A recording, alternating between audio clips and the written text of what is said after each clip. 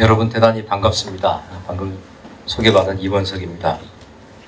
방금 전 사진을 보니까 제가 평생 찍은 사진 중에 제일 잘 나온 사진을 올려주신 것 같습니다. 얼마 전에 성균관대학교 로스쿨에서 로스쿨 학생들 대상으로 해서 강연할 기회가 있었습니다. 성균관대 총장님을 만났더니 총장님하고 그 전에 성균관대 총장님과 간단하게 차를 한 잔 마시고 강연을 하러 들어갔는데 성균관대 총장님이 제 얼굴을 보고 깜짝 놀라세요. 검찰총장 얼굴이 이렇게 생겼을 줄 몰랐습니다. 그러시더라고요. 여러분들 보시기에는 어떻습니까? 제가 웃으면서 검찰총장은 그러면 어떻게 생겨야 되는 겁니까? 했더니 판관 포청천에 나오는 포청천 같이 생겨야 된다라고 하시더라고요. 얼굴이 까맣고 그 다음에 저승사자같이 무섭게 생겼지 않습니까? 저는 그렇게 무서운 검찰총장, 그런 검찰총장이 되고 싶지 않았습니다. 일을 제대로 하고 그리고 국민들에게는 늘 따뜻한 춘풍과 같은 사람이 좀 돼야겠다, 그런 마음을 갖고 있습니다. 오늘 여러분들과 함께 청렴 이야기를 합니다만 아마 여러분 머릿속에 청렴이라고 하면 굉장히 따분하게 들리실 겁니다. 더더군다나 그 청렴 이야기를 검찰총장이 하다니 도대체 이 따분함의 거의 극한이 어딜까, 아마 저희들을 시험하는 것이 아닌가 이런 생각을 하실 겁니다. 오늘 여러분들한테 들려드릴 이야기는 말 그대로 여러분들이 편안하게 들을 수 있는 이야기를 몇 가지를 엮어서 나열해 드리겠습니다. 오늘 강연은 산무 강연입니다. 첫 번째로 제가 여러분 여기 앉아 계신 분들은 얼굴을 제가 뵈니까 이 청렴 강연이 사실상 필요 없는 분들이다. 여러분들은 청렴하시기 때문에 여러분들에게 그러한 기운이 하나도 반대의 기운이 느껴지지가 않습니다. 그래서 청렴 강연이 필요 없는 첫 번째 일무고요. 두 번째로는 제 세계관과 가치관을 여러분들에게 절대 강요하지 않는, 강요가 없는 강연입니다. 그리고 세 번째로는 중요합니다. 여러분들에게 제가 질문을 하지 않는 질문입니다. 여기 계신 분들 중에 저기 뒤에서 두 번째 줄 앉으신 분, 저 법률 구조법이 이거 어떻게 돼 있는 겁니까? 라고 물으실까봐 굉장히 긴장하고 있는 분들이 있을 겁니다. 긴장하면 뇌의 해마가 사람을 딱 붙들어줍니다. 그러면서 강연을 듣고 싶은 마음이 없어지고 전혀 뇌가 활발히 움직이지 않습니다. 편안하게 제 말씀을 들어주시기를 부탁드리겠습니다. 우선 왜 이런 강연을 하는지에 대해서 중국의 신이라고 하는 편작 이야기를 좀 드리도록 하겠습니다. 우리가 신이라고 하면은 편작 이야기를 하고 또 화타 이야기가 나오지 않습니까? 중국 사람들 첫 손가락으로 편작을 꼽는데 제일 위 보면 사전방비 최강대라고 할 겁니다. 그 편작은 형제가 셋입니다. 그 중에 편작은 제일 막내 삼형제 셋째입니다. 하루는 위나라 군주가 편작에게 물어봅니다. 당신의 큰형, 작은형도 의사고 당신도 의사라고 하는데 누가 가장 뛰어난 의사입니까? 라고 묻습니다. 편작이 하는 말은 당연히 첫째 형이 최고입니다. 첫째 형은 병이 생기기 전에 병의 원인을 알아서 미리 없앱니다. 그러니까 환자들이 치료를 해주는지 안 해주는지도 알지 못합니다. 둘째 형은 가벼운 증상이 있을 때 치료를 해줍니다. 그래서 둘째 형은 그래도 동네에서는 알아주지만 크게 대단한 의사로 평가를 못 받습니다. 셋째인 저는 피를 뽑고 침을 넣고 부항을 뜨고 약을 짓고 온갖 난리를 다 칩니다. 그래서 사람들이 저를 대단한 의사라고 생각을 합니다. 라고 이야기를 합니다. 제가 공직에서 30여 년 일하면서 어떤 범죄가 발생하든지 부패가 발생하든지 발생하고 난 이후에 해결하는 것은 말 그대로 사후 약방문 또는 서 있고 외양간 고치는 일밖에 안 된다, 그런 생각을 하고 있습니다.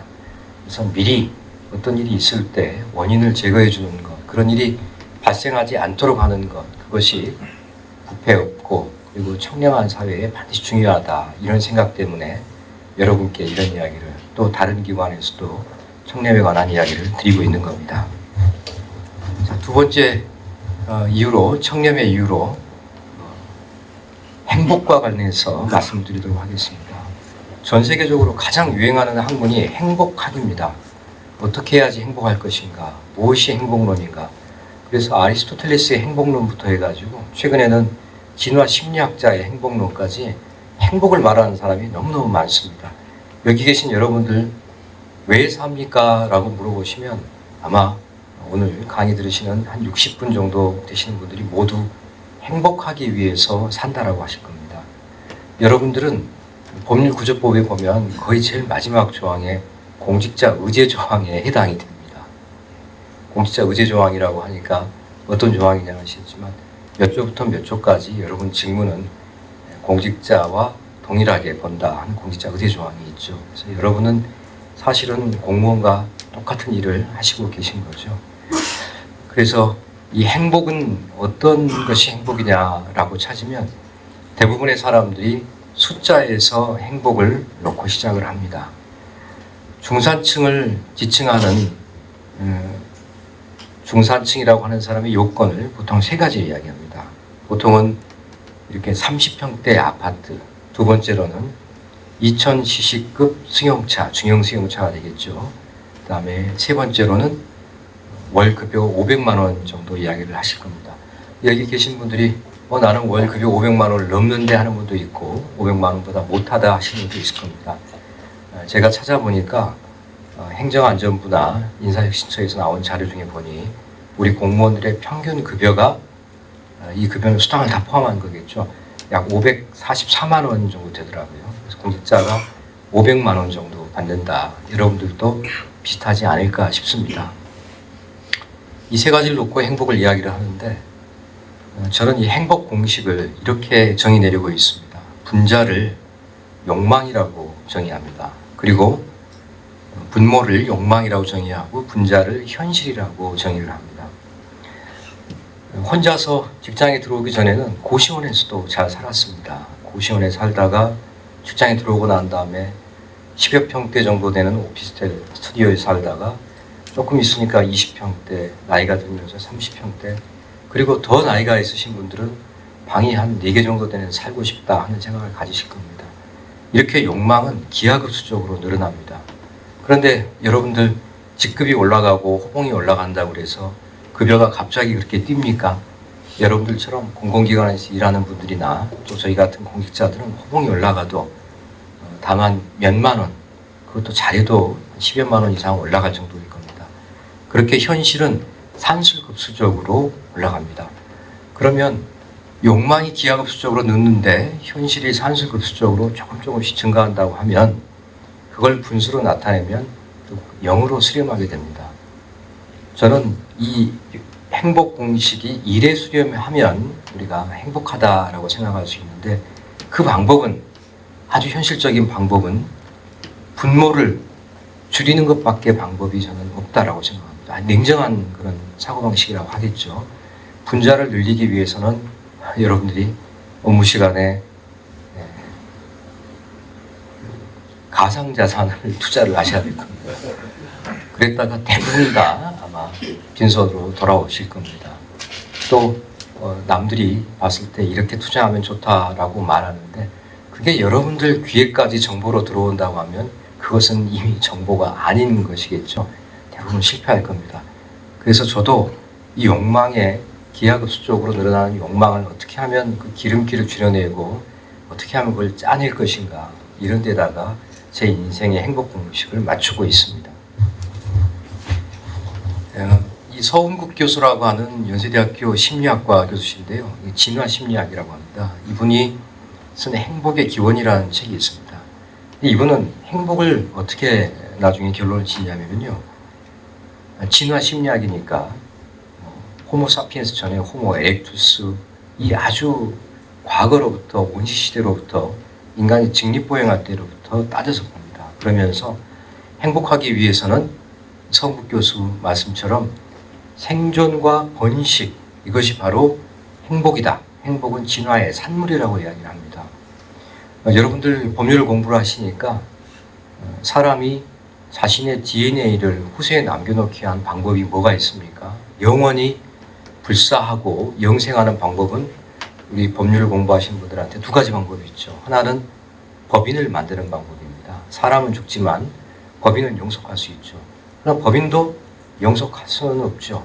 잘못되면은 법인이 해산도 하고 청산도 하지 않습니까? 그래서 또 사람이 택하는 또 하나의 영속하는 방법은 자손을 낳는 거죠. 자손을 낳기 위해서 생존과 번식의 방향으로 나아간다. 그것이 행복이다라고 이분은 진화 심리학자는 정의를 내리고 있습니다. 자, 제가 이 행복을 이렇게 내린 진화 심리학자의 말씀처럼 다음 페이지입니다. 예. 똑같은 이야기를 추사 선생으로부터 들을 수가 있었습니다. 추사가 사는 곳을 제가 추사를 공부를 하고 또 추사를 좋아해서 다니는데 추사는 뭐 평생 유배를 많이 갔죠. 제주도에서는 9년 정도 유배를 했습니다. 유배라고 하는 것이 그냥 쉽게 생각하는 수 없는 것이 무기징역이라고 생각하시면 됩니다. 예를 들어 추사를 제주도에 있는 삼방산 근처의 대정향교 옆에 대정리에다 유배를 보내죠. 그러면 임금님이 나중에 추사가 머릿속에 떠오르기 전까지는 그냥 처박아 두는 겁니다. 그러니까 굉장히 괴로운 형벌이죠. 그 형벌이 몇 년 지나면 내가 서울로 다시 돌아올 수 있다라고 생각하면 형벌이 아니겠지만 제주도로 간 다음에 임금님이 잊어버리면 이 사람은 무기징역을 살게 되는 겁니다. 그래서 추사는 제주도에서도 유배를 하고 그 다음에 제주도에서 돌아오고 난 다음에는 또 북청, 물장수라고 하는 북한에 있는 지역에 북청으로도 또 유배를 갑니다. 추사가 말년에 산 곳은 서울 근처의 과천에서 사는데 과지초당이라는 곳에서 과천에 살게 됩니다. 이 말년에 추사가 쓴 글입니다. 오른쪽부터 읽어보면요. 대팽두부 과강체라고 되어 있습니다. 이 대팽할 때 팽자는 그래서 여러분 토사구팽할 때 팽자입니다. 삶다 또는 뭐 굽다 할 때 그 뜻이죠. 대팽이란 말은 크게 삶는 거니까 좋은 요리란 말입니다. 좋은 요리는 두부, 우리가 말하는 두부죠. 과는 오이를 말하는 거고 강은 생강, 채는 채소를 말하는 겁니다. 그리고 왼쪽에 있는 고회부처 안효선이라고 되어 있는데요. 높을 고자에 모일 회자입니다. 이 높은 모임이라고 했으니까 좋은 모임이라는 뜻입니다. 제일 좋은 모임은 부처 안효선, 부부가 있고 자식이 있고 손자가 있는 그런 모임이다라고 이야기를 합니다. 지금 현대 연세대학교 진화심리학자인 성욱 교수가 말하는 생존과 번식과 똑같은 내용이라고 할 수 있습니다. 이 연세에 70이 넘은 분이 마지막으로 쓴 휘호에 훌륭한 음식은 두부, 오이, 생강, 나물이고 좋은 모임은 부부, 아들, 딸, 손주가 모인 것이다. 인생의 만년에 온갖 풍상과 신고를 다 겪고 나서 깨달은 것이 바로 이 깨달음입니다. 그럼 우리가 여기서 배울 수 있겠죠. 아까 말씀드린 것처럼 행복의 공식은 결국은 욕망과 기름기를 줄여야 한다라고 할 수 있는 것입니다. 저는 이런 철학이 서양 사람들이 요새 말하는 미니멀리즘이다. 저는 그런 철학과 맞닿아 있다라고 생각을 합니다. 자, 그 다음 보겠습니다. 여러분 아마 제 말씀보다도 더 집중해서 들으실 겁니다. You're always happy no matter what it is you're doing. And this is what he had to say. I think the lessons are just don't try to chase your happiness because the happiness are right here, you know. So even I'm doing this interview, I'm happy, but the people's are thinking always, yeah, where is my happiness, or where is like my smile or whatever, you know. But being your families are happiness, or doing your jobs are happiness. I think we should not chase the happiness. You should always to get happiness where you have, you know that. 네, 분명히 제가 말씀드린 것도 여러분 더 집중해서 들으셨죠? 손흥민 선수가 30대 초반이지 않습니까? 아마 33 정도 될 겁니다. 어느 한 분야에서 일가를 이룬 사람은 저는 철학이 있다고 생각합니다. 방금 여러분 손흥민 선수가 하는 영어 다 알아들으셨죠? 네. 근데 영어도 이 친구는 독일어도 잘합니다만 영어도 참 잘합니다. 그리고 영어도 완전히 영국식 영어를 쓰지 않습니까? doing your job이라고 하지 않고 doing your job이라고 하죠. 또 not라고 안 하고 not이라고 하지 않습니까? 아주 영국식 영어를 쓰고 있는 겁니다. 참 멋지죠.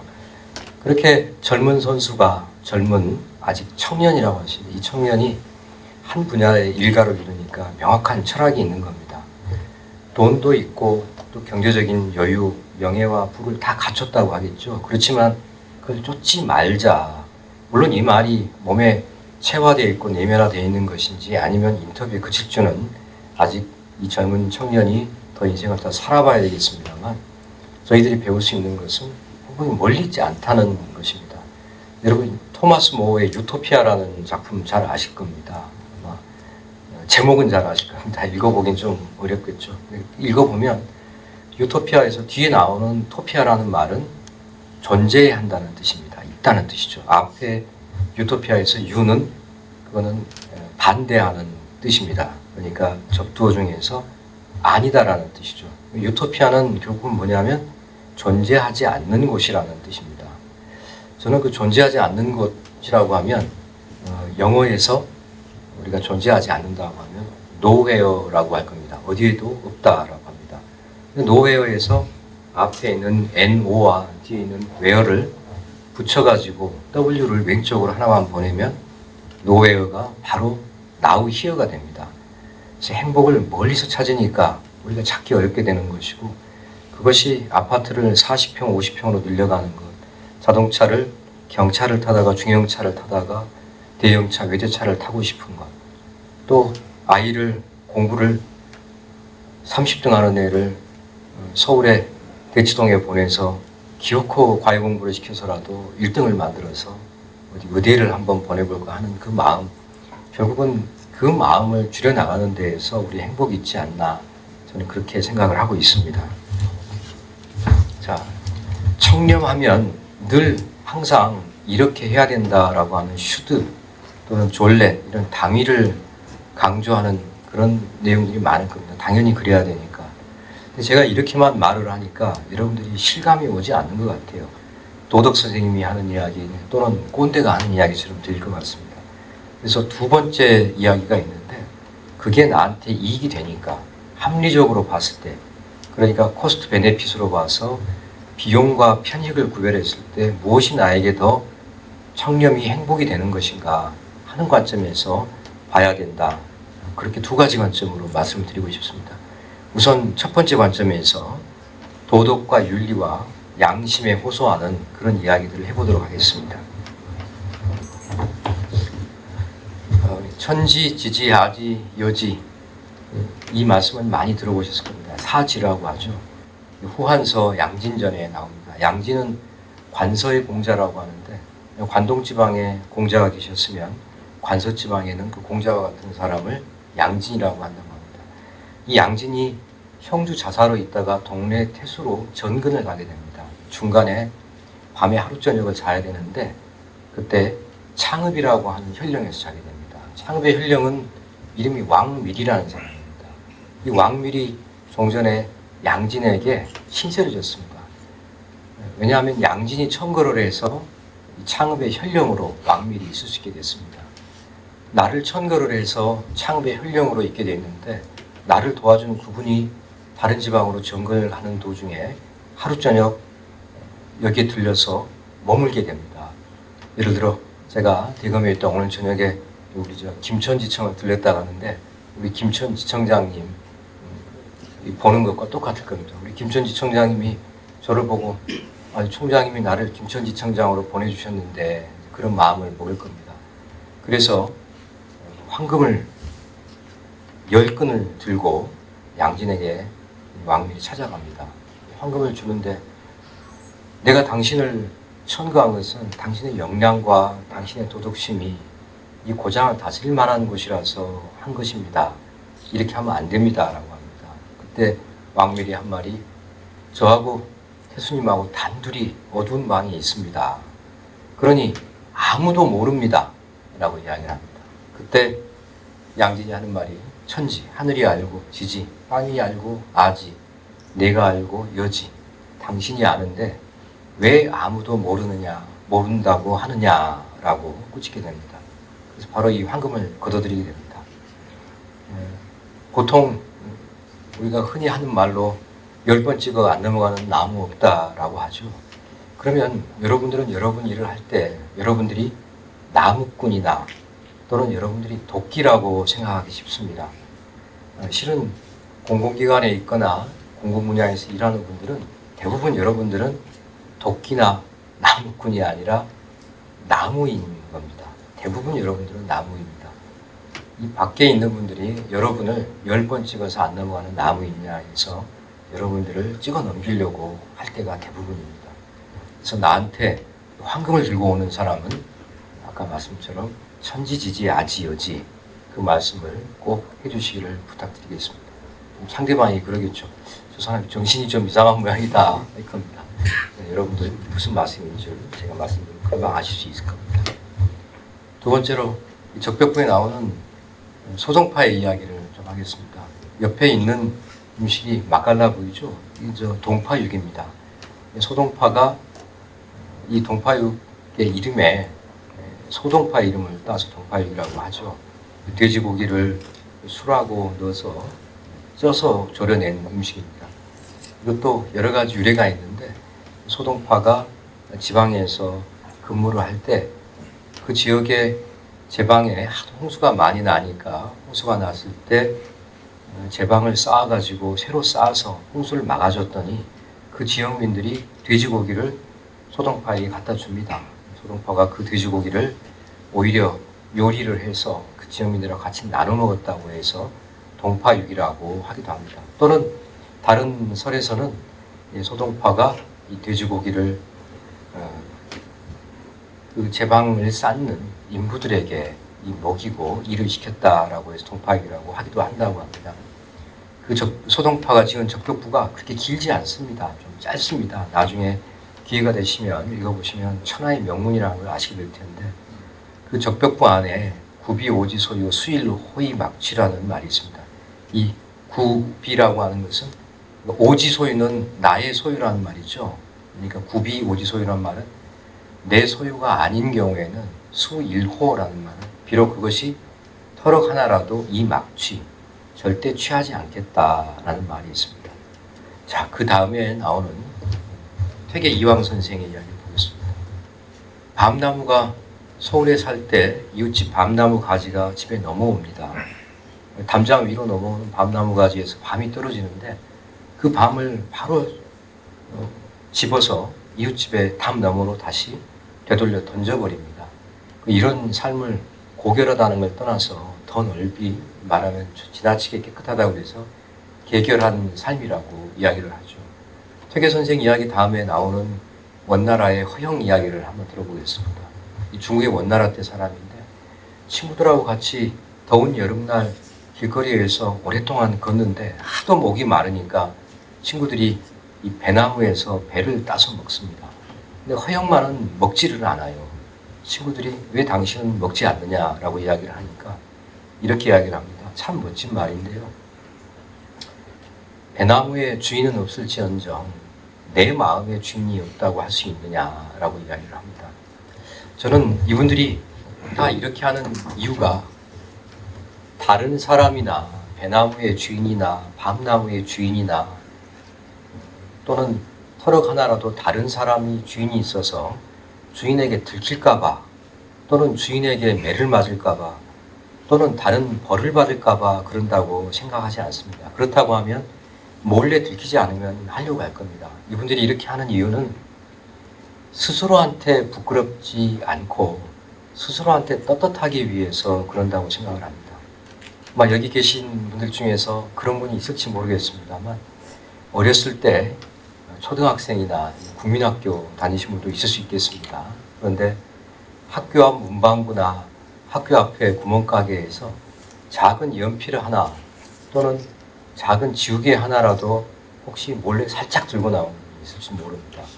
우리가 불량식품이라고 했던 쫀득이라든지 무슨 빨아먹는 거라든지 아이스크림이라든지 하나 작은 거 들고 나와본 경험이 있으실 수 있습니다. 지금 여기 계신 분들 중에 제가 눈을 보니까 그걸 총장님이 어떻게 알았지 하는 분이 좀 있는 것 같습니다. 그 작은 꼬마 아이가 남의 선반에 물건을 대고 그걸 하나 갖고 올 때 그 심장이 두근거리고 심장이 뛰는 소리를 스스로 들을 수 있었을 겁니다. 어떤 때 사람이 너무 긴장하고 심장이 뛰면 내 심장이 뛰는 소리를 내 스스로 들을 수 있었다라고 합니다. 어렸을 때는 그런 일을 하면 스스로한테 너무나 죄스럽고 스스로한테 부끄러워서 몇 년이 지나고 그 다음에 몇십 년이 지난 지금까지도 잊혀지지 않는 법입니다. 그 이유는 바로 남한테 부끄럽고 남한테 들킬까 하는 것이 아니라 내 스스로 부끄럽지 않아야 된다 하는 것이 인간의 양심 속에 저는 깃들어 있기 때문이라고 생각을 합니다. 그래서 저는 가장 덜 부끄러운 것이 남한테 부끄러운 거고요. 그 다음에 더 부끄러운 것은 뭐냐면 자기 가족과 주변에 있는 친구들, 동료들한테 부끄러운 것이라고 생각하고, 세 번째로 정말 가장 최고로 부끄러운 것은 스스로한테 부끄러운 것이라고 생각을 합니다. 스스로한테 부끄러운 것은요, 24시간 365일 그리고 관에 묻힐 때까지 그 부끄러움이 잊혀지지 않고 마음속에 저는 남아있다고 생각을 합니다. 그래서 여러분들께도 스스로한테 부끄럽지 않은 그런 여러분이 되시기를 꼭 부탁을 드리도록 하겠습니다. 링컨 이야기는 좀 지나가도록 하겠습니다. 제가 이 컵에다가 말씀을 드리는데 정말 잉크 한 방울을 떨어뜨렸을 때 잉크가 한 방울 떨어뜨리면 좀 한 방울만 남아있어야 되는데 금세 잉크 한 방울이 전체 컵에 전부 다 이 먹물로 되게 됩니다. 여러분 쌀밥을 지어서 식당에서 내놓으면 쌀밥이 다 맛있게 드셨는데 맨 마지막에 돌이 하나 있으면 여러분이 그 밥을 뭐라고 합니까? 그 밥을 돌밥이라고 하지 쌀밥이라고 하지 않습니다. 어른들께 쌀밥을 차려서 따끈하게 내놨는데 쌀밥이 99% 있어도 돌 한 조각만 들어가도 그걸 쌀밥이라고 하지 않고 돌밥이라고 하죠. 식당에 가서 설렁탕을 먹었는데 맛있게 드셨는데 맨 마지막에 작은 머리카락이 반 조각 나왔을 때 여러분 완전히 기분이 잡치지 않습니까? 제가 일을 해보니까 공공 분야에서 일하는 일이 이렇게 어렵다는 것이 민원인들, 국민들, 또 사건관계인들은 전부 다 이렇게 우리들에게 모든 것이 완벽하기를 요구하기 때문에 참으로 어렵다, 그런 말씀을 드릴 수 있겠습니다. 다음으로 두 번째로 도덕과 당위가 아닌 경제와 합리와 이성에 대해서 말씀을 드리겠습니다. 왜 청렴해야 되냐? 그게 나에게 이익이 되니까 청렴해야 된다 말씀드립니다. 그 첫 번째가 미래에셋 투자교육연구소장인 강창희 소장께서 평생 현역으로 사는 것이 가장 좋은 노후 보장책이다라고 말씀을 하십니다. 자, 여러분 아까 말씀드린 공직자 평균 소득이 500만 원 정도 된다고 하셨죠?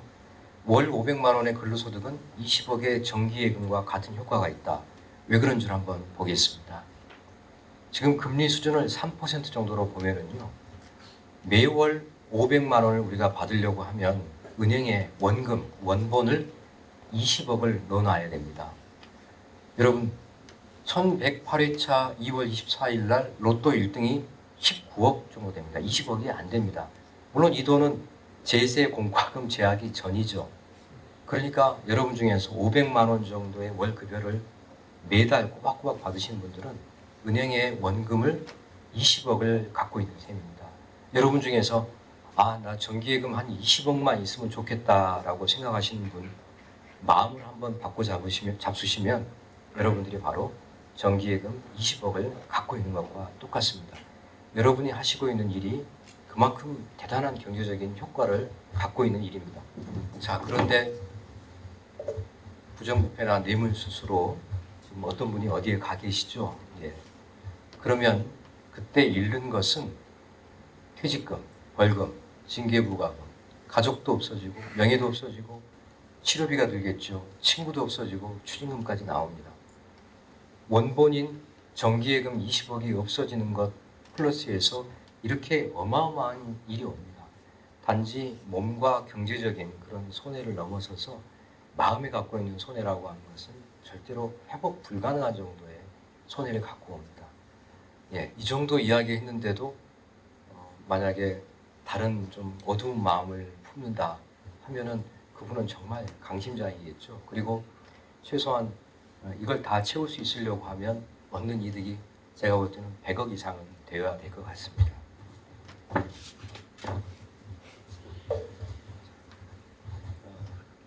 이 더 락이라는 영화입니다. 숀 코너리가 주연한 한 영화인데요. 잠깐만 이 영화를 조금 보시겠습니다.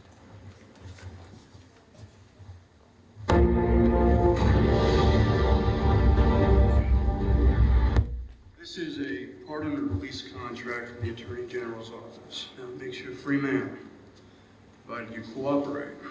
So if you'll just sign where it says Signature.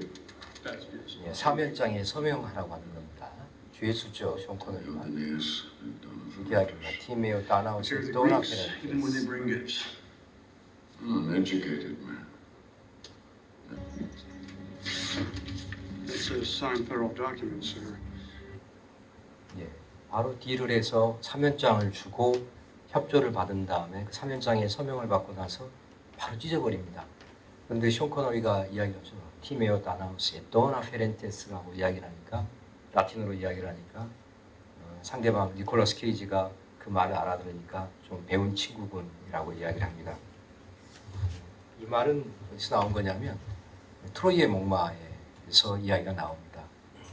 아까 나왔던 그 티메오 다나우스라고 했던 그 티메오는 두려워하는 뜻이고 다나우스는 히라빈 그리스인을 말합니다. 그리고 에토나 페렌테스라고 하는 것은 아주 좋은 선물이라는 뜻입니다. 선물을 가져오는 히라빈을 그리스인을 조심하라는 뜻입니다. 왼쪽에 나오는 저 조각상은 라오콘의 조각상이죠. 그리스 사람들이 아까 말씀드린 트로이에 침공을 가지만 결국은 못 이기지 않습니까? 그러니까 어떻게 합니까? 퇴각하는 것처럼 하고 트로이의 목마를 세워놓고 거기에 꽤 많은 오디세우스를 비롯한 사람들이 트로이 목마로 들어갔죠. 그리고 우리가 졌다. 우리는 그리스로 돌아가겠다. 당신들이 승리했으니까 선물을 놔두고 가겠다라고 하죠. 트로이 사람들이 끌고 들어옵니다. 그때 반대했던 사람들이 두 사람이죠. 하나는 공주인 트로이 공주인 카산드라가 반대를 하고요. 두 번째로는 저기 있는 사제였던 라오콘이 반대를 합니다. 라오콘이 반대를 하니까 해신인 포세이돈이 큰 뱀 두 마리를 보내서 라오콘과 두 아들을 죽이는 장면을 조각해 놓은 겁니다. 저 조각이 바티칸에 가면 있고 또 피렌체에 가도 저 조각이 있죠. 정말 멋있는 조각이지 않습니까? 여기서 나오는 이야기가 티메오 다나우스 에토나 페렌테스 선물을 가져오는 히라빈을 그리스인을 조심해라. 여러분들에게 작은 것부터 시작하면서 또 조금 가까워지면 점점 큰 선물을 가져오는 사람들이 옆에 있을 겁니다. 바로 그때 여러분들이 이 라틴어를 하나 정도는 좀 외워놓으셨다가 그분에게 해주시기 바랍니다. 그러니까 천지지지 아지어지라고 말씀하시든지 아니면 티메오 다나우스 에토나 페렌테스라고 이야기해 주시면은 아까 선물을 가져오신 그분이 이 사람이 정말 정신이 이상한 것에 틀림없다라고 하고 막 거둬들일지 모르겠습니다. 선물 이야기가 나오니까 하는 건데요. 노나라의 공이휴라고 하는 제상이 있습니다. 제상이 생선을 정말로 좋아하는 제상인데 생선을 어떤 사람이 선물을 하니까 공이휴가 절대 받지 않습니다. 그래서 주변 측근이 물어봅니다. 제상, 선물을 갖고 왔는데 당신이 제일 좋아하는 생선 아닙니까? 그런데 왜 받지 않습니까? 라고 하니 공이휴가 이렇게 말합니다. 내가 생선을 좋아하기 때문에 받지 않는 겁니다. 내가 제상이라고 하면 이 생선은 언제든지 얼마든지 먹을 수 있습니다. 그러나 내가 이 생선을 받아서 파면된다고 하면 그 다음부터는 생선을 먹을 수 없게 되는 것 아니겠습니까? 라고 이야기를 합니다. 당위에서 시작하는 것이 아니라 합리, 경제, 코스트 베네핏으로 이야기를 하면 생선을 받지 않는 것이 나한테 유리하다 하는 결론에서 이러한 답을 했을 것입니다. 자, 여러분 이제 이야기의 마지막으로 들어갑니다.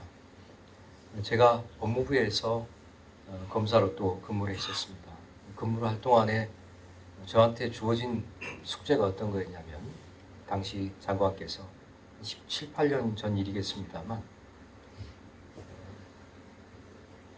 법률구조공단의 이름을 어떻게 하면 그 기관명을 적정하게 변경할 수 있을지 연구를 해서 보고를 하라고 했습니다.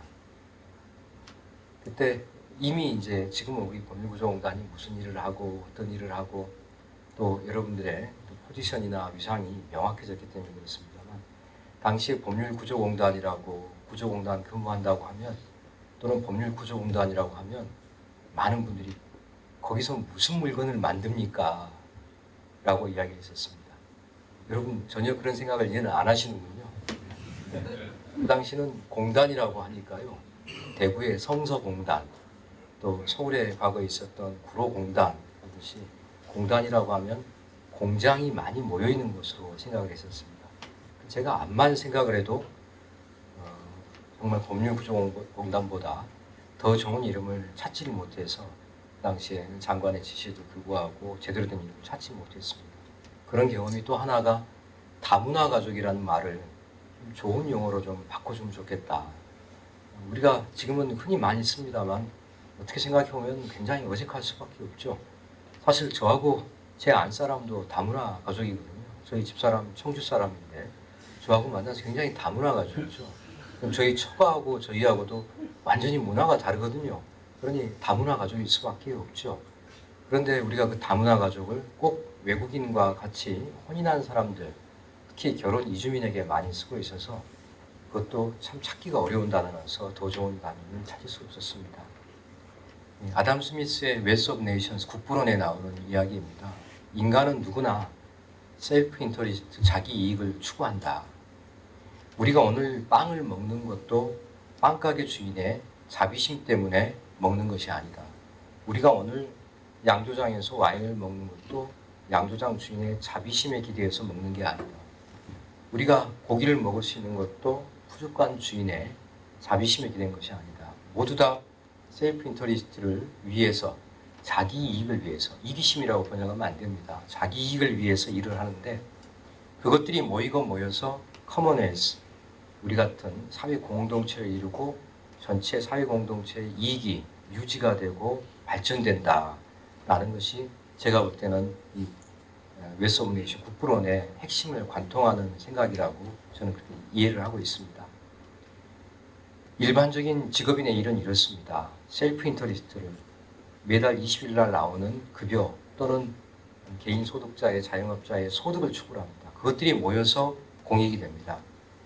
그러나 여기 계신 우리 법률구조공단에서 일하는 여러분들이 나와 내 가족 또 내 주변 사람, 내 개인의 이익을 위해서 일하시는 우리 법률구조공단 한 분 한 분의 일은 이 공익과 공직자 일, 여러분의 일이 정확하게 교집합이 아니라 완전히 100% 일치하는 일이라고 저는 생각을 합니다.